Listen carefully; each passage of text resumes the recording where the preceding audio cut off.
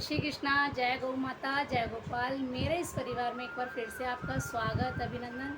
तो चलिए आज की चर्चा को आगे बढ़ाते हैं। आज मैं आपको देवशयनी एकादशी के बारे में बताने वाली हूँ, पारण समय बताने वाली हूँ और चातुर्मास कब से कब तक रहेगा वह भी बताने वाली हूँ। चातुर्मास क्यों मनाया जाता है, किस प्रकार मना सकते हैं और आप चातुर्मास में क्या कर सकते हैं और क्या नहीं, सारी जानकारी मैं आपको विस्तार से देने वाली हूँ। तो मेरे साथ बने रहिए। चलिए शुरुआत करते हैं सबसे पहले एकादशी के बारे में। तो एकादशी 20 जुलाई को दिन मंगलवार को देवशयनी एकादशी है। इस दिन देव सो जाएंगे, यानी कि भगवान विष्णु निद्रा 4 महीने के लिए निद्रा में चले जाएंगे। उसी दिन से यानी कि देवशयनी एकादशी से ही चातुर्मास प्रारंभ हो जाता है। चातुर्मास में सब साधु संत आदि को, सब जितने भी साधु संत होते हैं वो एक ही जगह रहकर, कहीं आना जाना नहीं करते, एक ही जगह रहकर चातुर्मास करते हैं। 4 महीने का चातुर्मास होता है। देवशयनी एकादशी से लेकर देव उठनी एकादशी, यानी कि जिसे हम हरि प्रमोदनी भी कहते हैं, और दीपावली से के बाद ये एकादशी आती है जिसमें हम तुलसी विवाह करते हैं। देवशयनी एकादशी 20 जुलाई से लेकर हरि प्रबोधनी यानी कि जो देव उठनी एकादशी जो दीपावली पर आती है कार्तिक माह में, तब तक चौमासे यानी कि चातुर्मास, जिसे चौमासा भी कहा जाता है, तब तक 4 महीने का चातुर्मास रहता है। इन दिनों चातुर्मास में साधु संत आदि एक ही जगह कल्पवास करके वहाँ पर जब तब पूजा आदि करते हैं। जब देवशयनी एकादशी के बाद से यानी 20 जुलाई के बाद से सभी मांगलिक कार्य निषेध हो जाएंगे, क्योंकि जब भगवान विष्णु श्रीहरि निद्रा लोक में चले जाते हैं 4 मास के लिए, जिसे कि हम तारा डूबना भी कहते हैं कि तारा डूब चुका है, तो इसलिए कोई भी शुभ मांगलिक कार्य नहीं होते। जैसे कि शुभ मांगलिक कार्य में मुंडन संस्कार हो गया, शादी विवाह हो गए, और भूमि पूजन, गृह प्रवेश आदि जितने भी संस्कार हैं, जितने भी शुभ कार्य हैं, वो सारे काम वर्जित हो जाएंगे। सिर्फ 4 माह यानी कि चातुर्मास में आप पूजा पाठ, दान, तप, हवन इत्यादि जितना ज़्यादा से ज़्यादा कर सकते हैं वो कीजिए। चातुर्मास के बारे में मैं आपको अपनी अगली वीडियो में भी थोड़ी सी जानकारी देने की और भी कोशिश करूँगी, लेकिन आज की वीडियो में जो बेसिक चीज़ें हैं वो मैं आपको बता दूँ। चातुर्मास में हम क्या कर सकते हैं, देखिए आप कोई भी ऐसा नियम, देखिए सबसे बड़ी बात है कि आपकी शरीर की सामर्थ्य कितनी है, तो उसी हिसाब से आप चातुर्मास में कोई भी नियम, छोटे से छोटा नियम भी लें तो सोच समझ के लें, क्योंकि 4 महीने की अवधि होती है, बहुत बड़ा समय होता है और बहुत ही मुश्किल नियम हो जाता है निभाना। तो आप जो भी छोटे से छोटा, बड़े से बड़ा, जैसा भी आप नियम लेना चाहते हैं लेकिन सोच कर लें कि वो नियम हम आगे तक निभा पाएंगे, यानी 4 महीने के लिए। अब इनमें बहुत सारी चीज़ें होती हैं, कुछ लोग अपनी प्रिय वस्तु को 4 महीने के लिए छोड़ देते हैं और कुछ एक नियम ले लेते हैं, जैसे कि हमें तुलसी दल भगवान को रोज़ चढ़ाना है, या गंगा जल का ही आचमन करना है, या मंदिर में रोज़ दर्शन 4 महीने के लिए जाकर करेंगे, या बहुत सारी चीज़ें हैं जो आप कर सकते हैं। या किसी भी, जैसे कि हम संक्रांति पर जिस तरीके से मैंने आपको बताया था, उसी तरीके से आप पूजा पाठ में, आप चातुर्मास में कोई भी नियम ले सकते हैं। आप रोज़ का हवन यानी 4 महीने रोज़ का हवन भी करने का नियम ले सकते हैं। अब बीच में आप जो लेडीज़ को कुछ दिनों के लिए जब पूजा नहीं करती, तो उसमें क्या करें, तो यदि आप पूजा नहीं करते हैं तो वो आपका खंडित नहीं होगा चातुर्मास, या घर पर कोई है या तो आप उससे कराएं, यदि वह भी नहीं कर सकते तो आप ये 4-5 दिनों के लिए अगर पूजा नहीं कर सकते हैं तो ये आपका खंडित बिल्कुल नहीं माना जाएगा। ये मैंने संतों के मुख से सुना है, वहीं से मैं आपको बता रही हूँ। तो आप आसान से आसान, मेरा मानना तो यही है कि आसान से आसान नियम लें, लेकिन कोशिश यही करें कि वो बस निभा पाएँ, वैसा ही नियम लें। आप माला ज़्यादा से ज़्यादा, जैसे कि आप 11-21 माला करते हैं, तो आप नियम ले लीजिए कि हमें 5 माला चातुर्मास में एक्स्ट्रा करनी ही करनी है रोज़। तो इस प्रकार से आप कोई भी नियम ले सकते हैं।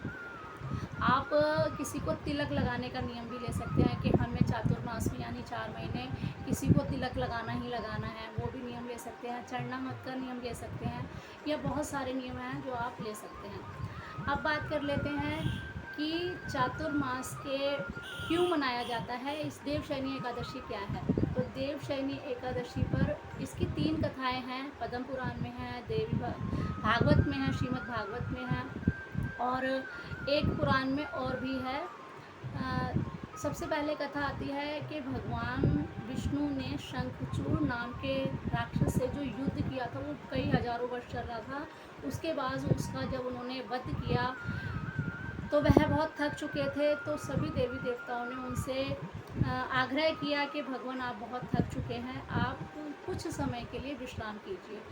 तो सभी देवी देवताओं के आग्रह पर भगवान विष्णु निद्रा लोक में चले गए, यानी कि उन्होंने शयन करने के लिए वो शयन में चले गए, जिससे कि जो 4 महीने की अवधि है, जिसे हम चातुर्मास कहते हैं, इस 4 महीने की अवधि में उन्होंने भगवान शंकर को अपना सारा कार्यभार सौंपा। जो कि 4 महीने भगवान शंकर ने उस कार्यभार को संभाला। इसीलिए 4 महीने भगवान शंकर की पूजा आराधना बहुत ज़्यादा की जाती है, बढ़ जाती है। अब शुरू में सावन का ही महीना आएगा तो उसमें भगवान शंकर की तो पूजा अर्चना होती है, वो मैं आपको अगले वीडियो में बताऊंगी। तो शंकर भगवान ने कार्यभार संभाला। भगवान शंकर ने भगवान विष्णु के शयन के बाद दूसरी कथा आती है कि जब एक बार निद्रा देवी जो हैं, योग माया जो हैं, उन्होंने कहा भगवान आप मुझे भी अपने श्री अंग में कहीं पर भी स्थान दीजिए। तो भगवान ने कहा कि मेरे सारे अंगों में तो कहीं ना कहीं कोई ना कोई विराजमान है ही, सिर्फ एक नेत्र ही है जहाँ पर आप विराजमान हो सकती हैं। तो योग माया यानी जो निद्रा देवी हैं, उन्होंने भगवान विष्णु की आँखों में, नेत्रों में वास किया, देवशयनी पर वास किया, और 4 महीने तक उन्होंने वास किया। तो इसे चातुर्मास कहते हैं, इसलिए भी देवशयनी एकादशी की ये कथा आती है। एक कथा है कि जब राजा बलि, भागवत में है ये कथा, राजा बलि ने जब भगवान ने उनसे 3 पग भूमि ले ली, उसके बाद उन्होंने जब उनसे कहा कि मुझे आप मांगो, क्या मांगते हो मुझसे, तो उन्होंने कहा भगवान आप मेरे जहाँ का मुझे आपने पाताल लोक का जो राज दिया है, वहीं पर आप द्वारपाल बन के रहिए, जिससे मैं अपने आते जाते आपके दर्शन कर सकूं। तो ये जो फिर भगवान कुछ समय रहे भी, और आप ये कथा जानते ही हैं, थोड़ी कथा दूसरी तरफ चली जाएगी। कथा आप जानते हैं, लक्ष्मी माता उन्हें ले गई, जब राखी बांधी उन्होंने बलि को भाई बनाया और वो विष्णु भगवान को ले गई। लेकिन भगवान विष्णु ने बलि से कहा कि मैं इन दिनों यानी 4 महीने के लिए चातुर्मास में हर बार आपके यहाँ पर आकर रहूँगा। तो इन 4 महीनों में भागवत के अनुसार राजा बलि के यहाँ भगवान श्री हरि विष्णु जाकर निवास करते हैं, जिसे चातुर्मास कहते हैं। तो ये भी एक कथा भागवत में मिलती है। तो इसी प्रकार से चातुर्मास की ये कथा है। भगवान देवशयनी पर विश्राम करते हैं, निद्रा लोक में जाते हैं, और देव उठनी एकादशी पर वो जागते हैं। तो ये एक छोटी सी जानकारी, इस बात का ध्यान जरूर रखें कि आप शरीर की अपनी सामर्थ्य के हिसाब से ही कोई भी नियम जरूर लें, छोटे से छोटा नियम लें बस, लेकिन कोशिश यही करें कि वो आसानी से 4 महीने के लिए आप निभा पाएँ। जैसे तो अब मैं आपको एकादशी व्रत का पारायण समय बता देती हूँ। देखिए, पारायण हमें ज़रूर करना चाहिए। यदि आप त्रयोदशी व्रत, प्रदोष व्रत रखते हैं, तो आप केवल जल से और तुलसी दल लेकर आप अपने व्रत को पारायण कर सकते हैं। और यदि आप ये व्रत नहीं रखते हैं प्रदोष व्रत, तो आप चावल और थोड़े से चावल के दाने, गंगा जल और तुलसी दल से आप अपने व्रत का पारायण कर सकते हैं। तो आप अब नोट कर लीजिए पारायण का सही समय क्या है। 21 जुलाई को बुधवार सुबह 5:36 से 8:21 तक पारायण का समय है। इसी समय आप पारायण जरूर कीजिए। ये समय है, आपको मैंने पारायण का बताया, चातुर्मास के बारे में भी बता दिया। आने वाली वीडियो में मैं आपको छोटी छोटी सी जानकारी और भी देती रहूँगी इन्हीं चीज़ों के बारे में। बस फिर से वही कि आप चातुर्मास में कोई ना कोई नियम ज़रूर लीजिए। चातुर्मास में कई चीज़ें छोड़ी भी जाती हैं, जैसे कि सावन में हरी सब्जियां बिल्कुल नहीं खाई जाती हैं, तो आप हरी सब्जियां नियम ले सकते हैं कि आप ना लें, और वैसे भी हरी सब्जियां नहीं खानी चाहिए, क्योंकि अगर वैज्ञानिक दृष्टि से भी देखें तो हरी सब्जियों में बरसात के मौसम में कीड़े वगैरह हो जाते हैं, जो कि थोड़ा मौसम का भी बदलाव होता है तो वो हमारे शरीर में जाकर नुकसान दे सकते हैं, इसलिए भी ये चीज़ें नहीं खानी चाहिए। देखिए, धर्म जो हमारा सनातन धर्म है, उसकी सारी चीज़ें जितनी भी हैं वो सब वैज्ञानिक तथ्यों पर ही आधारित हैं। इसी के कारण हम जो चीज़ें करते हैं, जैसे सावन में हम हाँ, हरी सब्जियां नहीं खानी चाहिए हमें, और भादों में हमें दही नहीं खाना चाहिए, कार्तिक में हमें मूली बैगन बिल्कुल नहीं खाना चाहिए, और ऐसी कई चीज़ें हैं जो मैं आपको बता दूंगी बीच में। यदि इसी में सारी चीज़ें बताई तो वीडियो बहुत लंबा हो जाएगा, तो आज के लिए मैंने आपको चातुर्मास और एकादशी के बारे में, देवशयनी एकादशी के बारे में बताया।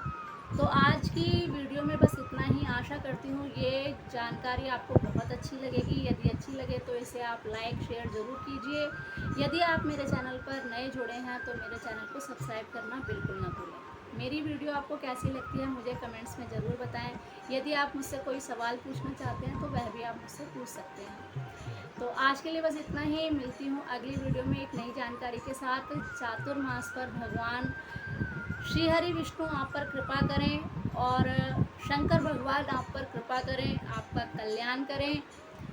आपके लिए चातुर्मास शुभ हो। इन्हीं सब शुभ मंगल कामनाओं के साथ राधे राधे। जय श्री कृष्णा, जय गौ माता, जय गोपाल।